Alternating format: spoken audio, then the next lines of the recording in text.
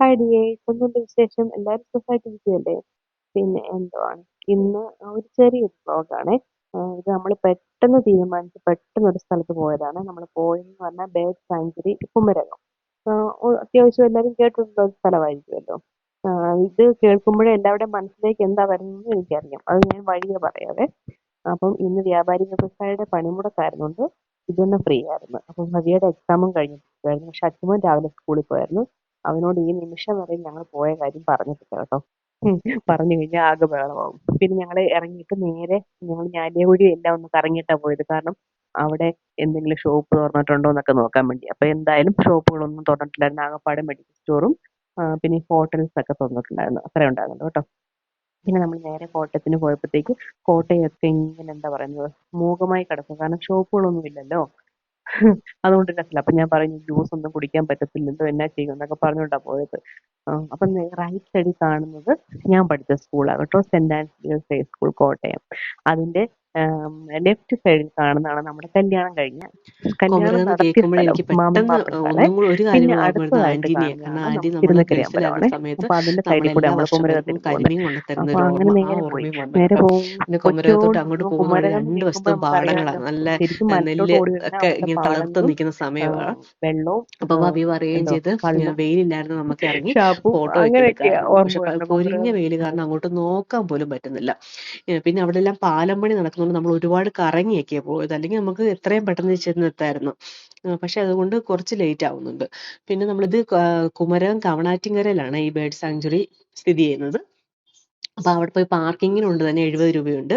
പിന്നെ നമ്മൾ അങ്ങോട്ട് ചെന്ന് ടിക്കറ്റ് എടുക്കുമ്പോഴത്തേക്ക് അവിടെ നമുക്ക് ഇന്ത്യൻസിന് 100ഉം ഫോറിനേഴ്സിന് 250ഉം പിന്നെ കുട്ടികൾക്ക് സ്കൂളിൽ നിന്ന് വരുന്ന കുട്ടികൾക്ക് 50 രൂപയുള്ളേ. പക്ഷേ ഈ ഫോറിനേഴ്സിൻ്റെ 250 മേടിച്ചിട്ട് അവിടെ എന്തോ സേഫ്റ്റി ഉള്ളതെന്ന് എനിക്കറിയത്തില്ല. നമ്മൾ അത് കഴിഞ്ഞ ശേഷം നമ്മളങ്ങ് നടക്കാന്ന് പറഞ്ഞാൽ നമ്മൾ കുറേ ഫോട്ടോ ഒക്കെ എടുത്തു. പക്ഷെ നല്ല രസമാണ് അവിടുത്തെ അറ്റ്മോസ്ഫിയർ, ആ ഫ്രണ്ട് വശമൊക്കെ നല്ല രസമാണ്. നമ്മൾ അതിൻ്റെ ഉള്ളിലേക്ക് കയറുന്നതിന് മുമ്പായിട്ട് അവിടെ ഒരു സെക്യൂരിറ്റി ഇരിപ്പുണ്ട്. അവരുടെ നമ്മൾ പാസ് കൊടുത്തിട്ട് വേണം നമുക്ക് കയറി പോകാൻ വേണ്ടി. അപ്പോഴത്തേക്ക് അവിടെ എന്തോ സെക്യൂരിറ്റിയാണെന്ന് നമുക്ക് മനസ്സിലായി. പിന്നെ അങ്ങോട്ട് കയറുമ്പോഴത്തേക്ക് കാടിൻ്റെ ഫീലാണ് കേട്ടോ. 3 കിലോമീറ്റർ ഉള്ളിലോട്ട് നടക്കാനുണ്ട്. അപ്പോൾ ഈ കാടിൻ്റെ കഥ പറയുന്നതെന്ന് പറഞ്ഞാൽ 2800 വർഷങ്ങൾക്ക് മുമ്പ് ഒരു സായിപ്പിൻ്റെ ഐഡിയയിൽ ഉണ്ടാക്കിയ സംഭവമാണെന്ന് പറഞ്ഞു. പണ്ട് എന്തോ റബ്ബർ തോട്ടമോ അങ്ങനെ ഉണ്ടായിരുന്നെന്നാണ് പറയപ്പെടുന്നത്. പിന്നെ ഈ ബേർഡ് സാങ്ച്വറി എന്ന് പണ്ട് മുതലേ കേൾക്കുമ്പം ഞാൻ പറഞ്ഞില്ലായിരുന്നു, ആദ്യം തന്നെ ഞാൻ പറഞ്ഞായിരുന്നു എന്തോ ഓർമ്മ വരുന്നതെന്ന്. ഇവിടുത്തെ നിന്ന് ഈ പ്രേമിച്ച് നടക്കുന്നവരും അല്ലെങ്കിൽ കപ്പിൾസും ഒക്കെ കൂടുതൽ വരുന്നതെന്നാണ് കേട്ടിട്ടുള്ളത്. നമ്മൾ കേട്ടിട്ടേ ഉള്ളൂ, നമുക്കറിയത്തില്ലായിരുന്നു.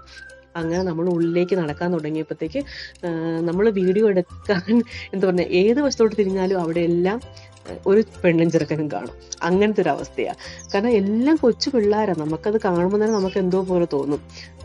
ഞങ്ങൾ പിന്നെയും സാരമില്ല, നമുക്ക് കുറച്ചുകൂടി ഫ്രണ്ടോട്ട് പോകാം പറഞ്ഞ് അങ്ങനെ പോവുമായിരുന്നു. കുറച്ചുകൂടെ ഫ്രണ്ടോട്ട് പോയിട്ടും ഈ അവസ്ഥ തന്നെ. അവിടുന്ന് വരുന്നതും ഇവിടുന്ന് പോകുന്നതും എല്ലാം അങ്ങനെ. കാരണം ഇന്ന് ഇനിയും വ്യാപാരി വ്യവസായയുടെ അവധി ആയിരുന്നുകൊണ്ടാണോ ഇത്രയും പിള്ളേരെന്ന് എനിക്കറിയത്തില്ല. എല്ലായിടത്തും കയ്യെ തോളയിട്ടും എന്താ പറയുക, കയ്യെ തോള അങ്ങനെ തന്നെ ഇട്ടും ഒക്കെ അവിടെ ഇവിടെ എല്ലാം പിള്ളേർ ഇരിക്കുക. പിന്നെ നമുക്ക് തന്നെ എന്തോ പോലെ. ഇപ്പോൾ നമ്മൾ പിള്ളേരും ഒക്കെ ആയിട്ട് പോകുന്നതല്ലേ.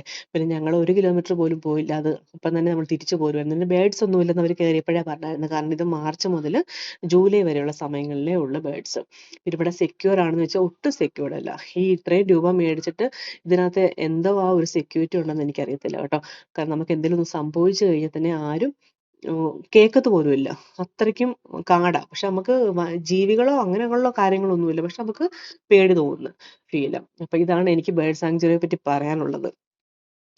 അങ്ങനെ നമ്മൾ രക്ഷപ്പെട്ട് ഓടുമായിരുന്നു. കൂട്ടം കൂടി പോവുകയൊക്കെ ആയിരിക്കും നമുക്ക് സേഫ്റ്റി ആയിട്ട് തോന്നും കേട്ടോ. അങ്ങനെ അപ്പം ഇത്രയൊക്കെ ഉള്ളൂ പറയാൻ. അപ്പം എല്ലാവരും ബേർഡ് സാങ്ച്വറി പോകുമ്പോൾ മാർച്ച് മുതൽ ജൂലൈ വരെയുള്ള സമയങ്ങളിൽ പോവുക. പിന്നെ ആൾക്കാർ ഒക്കെ കൂട്ടി പോവുക. അപ്പോൾ ഇത്രയേ ഉള്ളൂ. ഓക്കെ, നിങ്ങൾക്ക് വീഡിയോ ഇഷ്ടമായെങ്കിൽ ലൈക്ക് ചെയ്യണം, സബ്സ്ക്രൈബ് ചെയ്യണം കേട്ടോ. എന്തെങ്കിലും കമൻസ് ഒക്കെ ഉണ്ടെങ്കിൽ ഒന്ന് വിട്ടേക്കണം കേട്ടോ. അപ്പോൾ ഇനി അടുത്ത വീഡിയോ ആയിട്ട് കാണുന്നിടം വരെ താങ്ക് യു.